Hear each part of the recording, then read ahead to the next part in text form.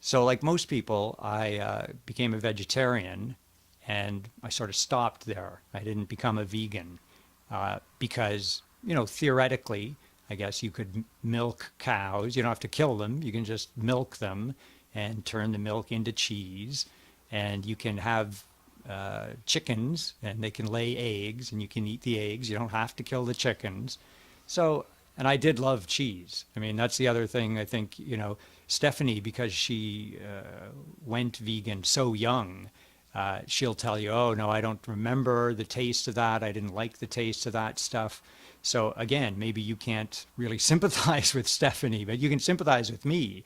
Up until I was 30, I ate all that stuff and I loved it. And I won't tell you otherwise. It did taste good.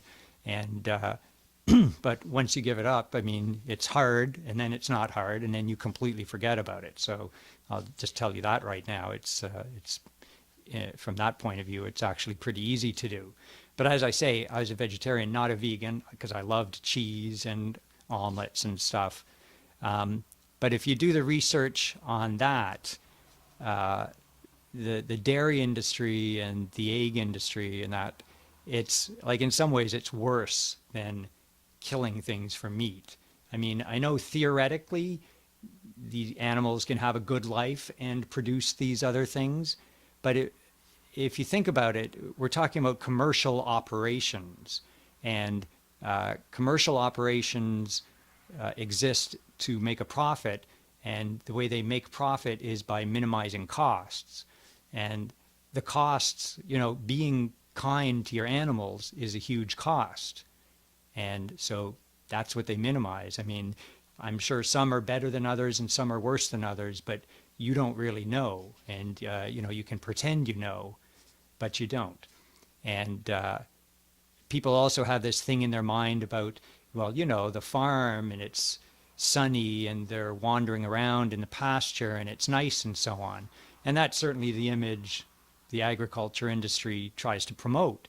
And maybe it was that way once. We evolved over millions of years, and farms were once that way, I guess. But you can't pretend they're that way anymore. Now we have genetic science and stuff. If they can breed cows and give them drugs to make them like 3 times as heavy as they're supposed to be, because that way they'll produce more milk or more meat or whatever, that's what the industry will do.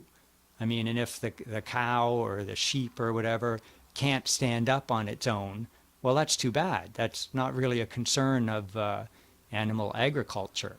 They're trying to maximize their output.